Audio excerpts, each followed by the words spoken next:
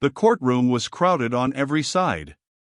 There was barely space for another person to enter in comfort, and when the news went round in the street that Sir Nigel Marraton, late of the army, was being tried for his life, and that things were going pretty black against him, all London seemed to turn out with a morbid curiosity to hear the sentence of death passed. Petrie, stationed at the door, spent most of his time waving a white-gloved hand, and shaking his head until he felt that it would shortly tumble off his neck and roll away upon the pavement. Mr. Narkom had given him instructions that if anyone of any importance in the affair in question should turn up, he was to admit him, but to be adamant in every other case. And so the queue of morbid-minded women and idle men grew long and longer, and the clamor louder and louder, until the tempers of the police on guard grew very short, and the crowd was handled more and more firmly. The effect of this began to tell. Slowly it thinned out and the people turned once more into the Strand, sauntering along with their heads half the time over their shoulders, while Petrie stood and mopped his face and wondered what had become of Mr. Cleek, or if he had turned up in one of his many aliases, and he hadn't recognized him. Like as not that's what's happened, he told himself, stuffing his thumbs into his policeman's belt and setting his feet apart. But what gets over me is, not a sight of I seen of young Dollops. And where Mr. Cleek is. Well, that there young feller is bound to be, too. Case is drawing to a close, I reckon, by this time. I wouldn't be in that young lord's shoes. He shook his head at the thought, and fell to considering the matter and in a most sympathetic frame of mind if the truth be told. Half an hour passed, another sped by. The crowd now worried him very little, and judging from one or two folk that drifted out of the courtroom, with rather pale faces and set mouths, as though they had heard something that sickened them, and were going to be out of it before the end came, Petrie began to think that end was approaching very near. And he hadn't seen Mr. Cleek go into the place, or Dollops either. Funny thing that. In his phone message that morning, Mr. Cleek had said he would be at the court sharp at 1, and it was 2:30 now. Well, he was sorry the governor hadn't turned up in time. He'd be disappointed, no doubt, and after all the telephoning and hunting up of directories that he himself had done personally that very morning, Mr. Cleek would be feeling rather off it if he turned up too late. Petrie took a few steps up and down, and his eyes roamed the Strand leisurely. He came to a sudden halt, as the red limousine he knew so well, whirled up to the pavement's edge, stopped in front of him with a grinding of brakes, a door flashed open, and he heard the sound of a sharp order given in that one unmistakable voice. Mr. Cleek was there, followed by Dollops, close at his heels, and looking as though they had torn through hell itself to get there in time. Petrie took a hurried step forward and swung back the big iron gate still farther. In time, Petrie? Cleek asked breathlessly. Just about, sir. Near shaved though, from what I see of the people comin' out. 'Eard the case 'ad gone against Sir Nigel, sir, poor chap you, Dollops.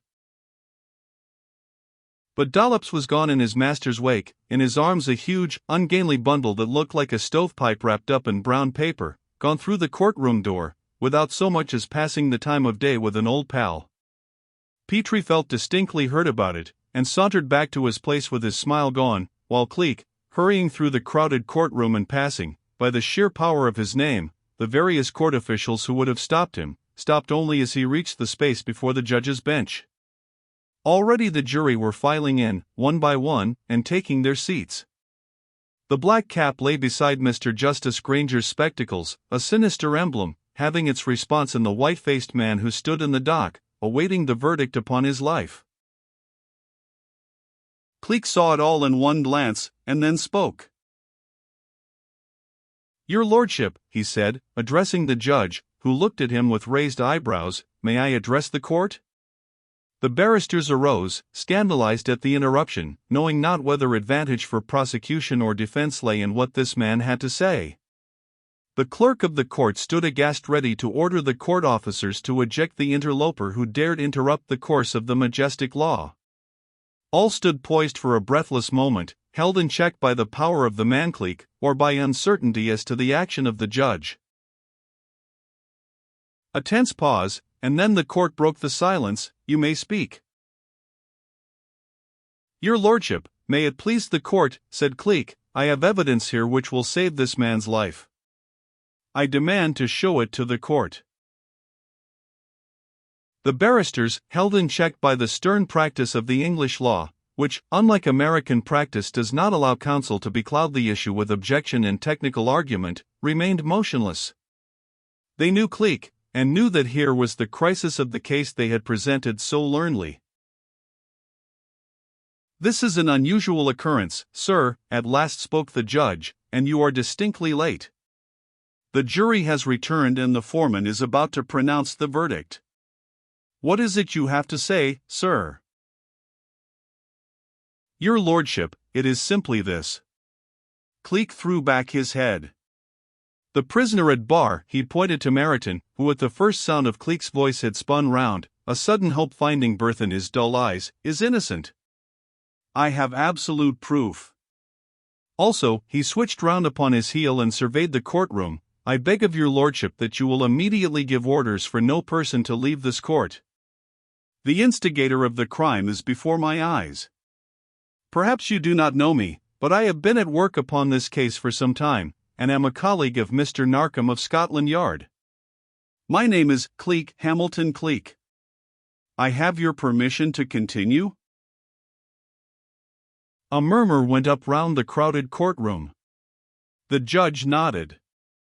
He needed no introduction to Cleek. "The gentlemen of the jury will be seated," declared the court. "The clerk will call Hamilton Cleek as a witness." This formality accomplished, the judge indicated that he, himself, would question this crucial 11th-hour witness. "Mr. Cleek," he began, "you say this man is innocent. We will hear your story." Cleek motioned to Dollops, who stood at the back of the court, and instantly the lad pushed his way through the crowd to his master's side, carrying the long, ungainly burden in his arms. Meanwhile, at the back of the room a commotion had occurred. The magic name of that most magical of men, Hamilton Cleek, detective, had wrought what Cleek had known it would.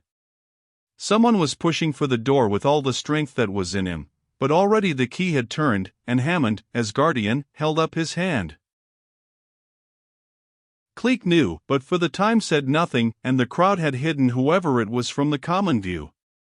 He simply motioned Dollops to lay his burden upon the table, and then spoke once more. "Am Ludd," he said clearly, "may I ask a favor of the court? I should be obliged if you would call every witness in this matter here simultaneously. Set them out in a row, if you will, but call them now. Thanks." The judge motioned to the clerk, and through the hushed silence of the court the dull voice droned out, "Anthony West, William Borkins, Lester Stark, Gustave Brellier, Miss Antoinette Brellier, Dr. Bartholomew." And so on through the whole list. As each name was called, the owner of it came forward and stood in front of the judge's high desk. "A most unusual proceeding, sir," said that worthy, again settling the spectacles upon his nose and frowning down at Cleek, "but, knowing who you are, I appreciate your lordship's kindness. Now then, all there?" Cleek whirled suddenly, and surveyed the strange line. "That's good. And at least every one of them is here. No chance of slipping away now. Now for it." He turned back to the table with something of suppressed eagerness in his movements, and a low murmur of excitement went up round the crowded courtroom. Rapidly he tore off the wrappings from the long, snake-like bundle, and held one of the objects up to view. "Allow me to draw your attention to this," he said, in a loud, clear voice, every note of which carried to the back of the long room. "This, as you possibly know, sir, is a piece of electric tubing made for the express purpose of conveying safely delicate electric wirings that are used for installations, so that they may not be damaged in transit from the factory to the agent who sells them. You would like to see the wirings, I know. For answer he whipped open the joints of one of the tubes, set it upon end, and from inside the narrow casing came a perfect shower of golden sovereigns clattering to the floor and across the table in front of the astonished clerk's eyes. The judge sat up suddenly and rubbed his eyes. "God bless my soul," he began, and then subsided into silence. The eyes of young Sir Nigel Meryton nearly leapt from their sockets with astonishment, and every man in the crowd was gaping. Cleek laughed. "Rather of a surprise, I must admit, isn't it?" he said, with a slight shrug of the shoulders. "And no doubt you're wondering what all this has to do with the case in hand. Well, that'll come along all in good time. Golden sovereigns, you see, carefully stacked up to fill the little tubing to its capacity, and thousands of 'em done the same, too. There's a perfect fortune down there in that factory at Saltfleet. Mr. Narkom," he turned round and surveyed the superintendent with mirthful eyes, "what about these bank robberies now, eh? I told you something would crop up. You see it has. We've discovered the hiding place of the gold and the prime leader in the whole distressing affair. The rest ought to be easy."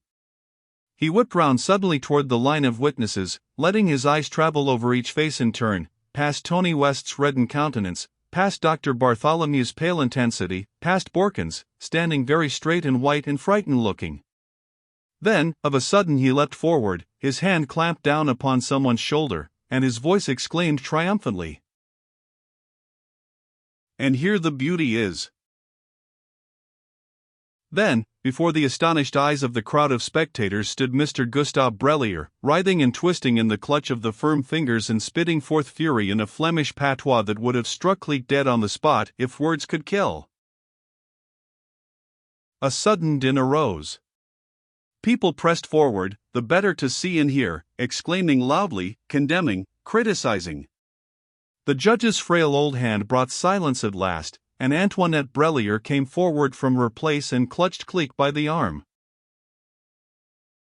"It cannot be, Mr. Cleek," she said piteously. "I tell you my uncle is the best of men, truly. He could never have done this thing that you accuse him of, and the worst of devils." "That I can thoroughly endorse, my dear young lady," returned Cleek with a grim laugh. "I am sorry for you, very. But at least you will have consolation in your future husband's release. That should compensate you. Here, officer, take hold of this man. We'll get down to brass tacks now. Take hold of him, and hold him fast, for a more slippery snake never was created. All right, Sir Nigel, it is all right, lad. Sit down. This is going to be a long story, but it's got to be told. Fetch chairs for the witnesses, constable. And don't let any of 'em go yet. I want 'em to hear this thing through." In his quick, easy manner he seemed suddenly to have taken command of the court. And, knowing that he was Hamilton Cleek, and that Cleek would use his own methods, or none, Mr. Justice Granger took the wisest course, and let him alone. When all was in readiness, Cleek settled down to the story. He was the only man left standing, a straight slim figure, full of that controlled power and energy that is so often possessed by a small but perfect machine. He bowed to the judge with something of the theatrical in his manner, and then rested one hand upon the clerk's table.